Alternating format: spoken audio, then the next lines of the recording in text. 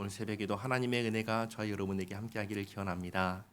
오늘 말씀은 솔로몬이 하나님께 드리는 기도입니다. 12절 말씀 보시면 솔로몬이 여호와의 제단 앞에서 이스라엘의 모든 회중과 마주서서 그의 손을 펴니라. 솔로몬이 일찍이 노스럼 대를 만들었으니 길이가 5규빗이요 너비가 5규빗이요 높이가 3규빗이라.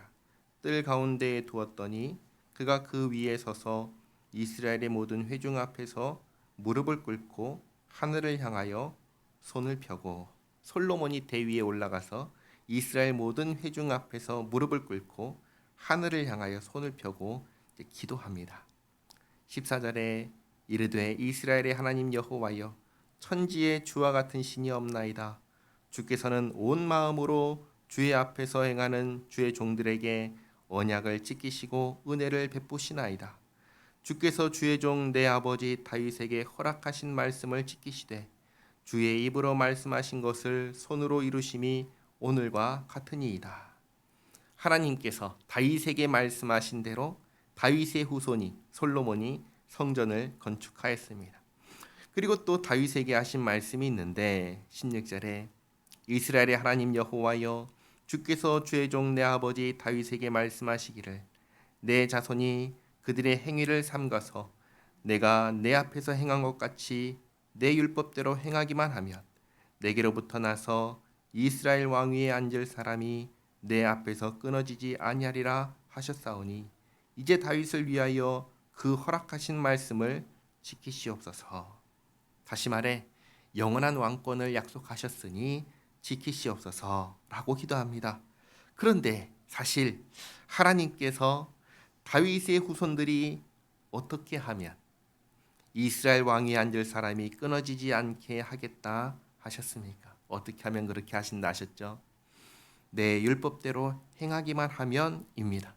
그러니까 하나님께서 약속을 잘 지켜주셔야 이루어지는 게 아니라 내가 하나님의 율법을 지켜야 됩니다. 쉽게 말해서 나만 잘하면 되는 것입니다. 17절에 그런즉 이스라엘 하나님 여호와여, 원하건대 주는 주의 종 다윗에게 하신 말씀이 확실하게 하옵소서. 하나님이 참으로 사람과 함께 땅에 계시리이까. 보소서 하늘과 하늘들의 하늘이라도 주를 용납하지 못하겠거든 하물며 내가 건축한 이 성전이오리이까. 이 18절 말씀을 주목해야 합니다. 하나님께서 자신을 지극히 낮추시고 이 건물에 거하시는 것입니다. 사실 피조물 중에 그 어떤 것도, 우주조차도 하나님께서 거하시기에는 적당한 게 있을까요? 아무것도 없습니다. 그러니까 그 위대하신 하나님께서 이렇게 우리를 위해서 자신을 낮추시고 찾아와 주셨음을 잊지 말아야 합니다. 자, 그러면서 영원한 왕권을 위해서 또 하나님께 간구하는데 19절 그러나 나의 하나님 여호와여, 주의 종의 기도와 간구를 돌아보시며 주의 종이 주 앞에서 부르짖는 것과 비는 기도를 들으시옵소서. 주께서 전에 말씀하시기를 내 이름을 거기에 두리라 하신 곳 이 성전을 향하여 주의 눈이 주야로 보시오며 종이 이곳을 향하여 비는 기도를 들으시옵소서. 성전을 향한 기도가 여기서부터 시작하는 겁니다. 이전에는 쉽게 말해서 성막을 향해서 기도하지 않았습니다. 그런 의식 자체가 없었습니다. 그러나 이제부터 성전을 향해 기도합니다. 성전을 향해 기도하면 들으시고 응답하여 주시기를 구합니다. 그러면서 가장 먼저 무엇을 구하냐면 21절 주의 종과 주의 백성 이스라엘이 이곳을 향하여 기도할 때 주는 그 간구함을 들으시되 주께서 계신 곳 하늘에서 들으시고 들으시사 사하여 주옵소서. 뭘 구하죠? 죄를 사하여 주실 것을 구합니다. 그러니까 범죄하고 성전을 향하여 기도하면 용서해 주실 것을 첫 번째로 구한 것입니다.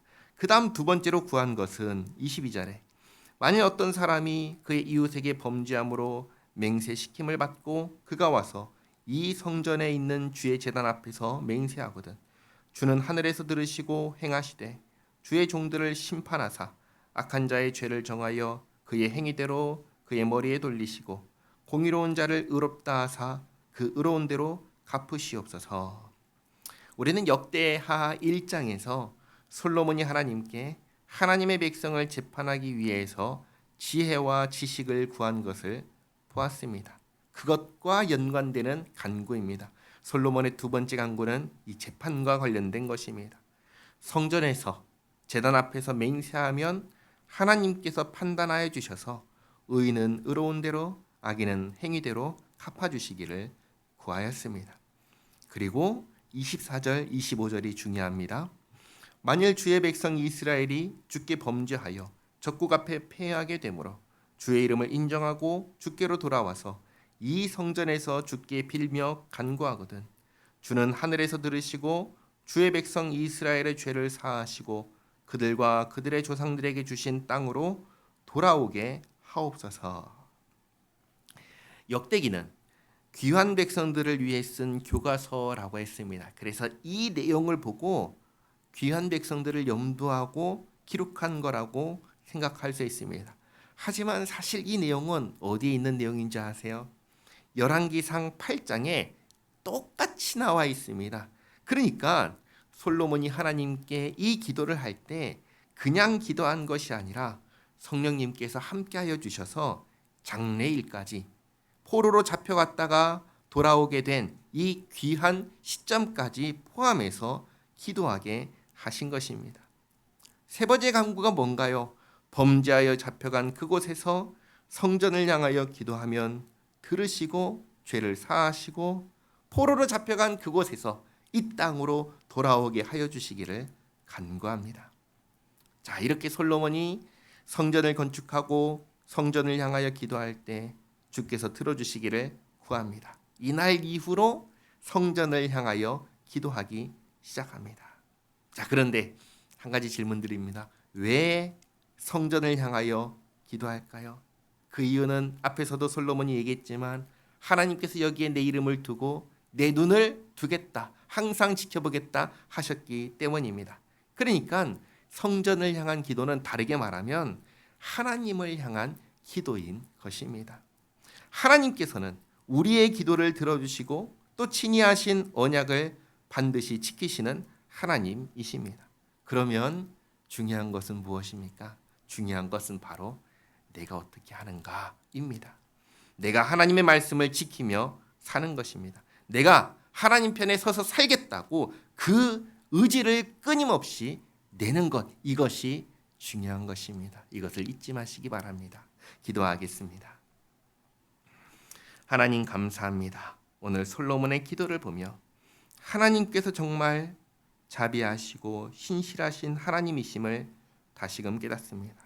저희가 무엇이길래 주께 기도드리면 들으시고 응답하여 주십니까?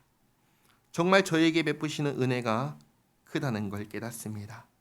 솔로몬의 기도를 보며 결국 잘 해야 하는 것은 저희들 자신임을 다시금 깨닫습니다. 정말 주님 말씀에 순종하며 주님께서 기뻐하시는 삶을 살아가는 저희 모두가 되게 하옵소서.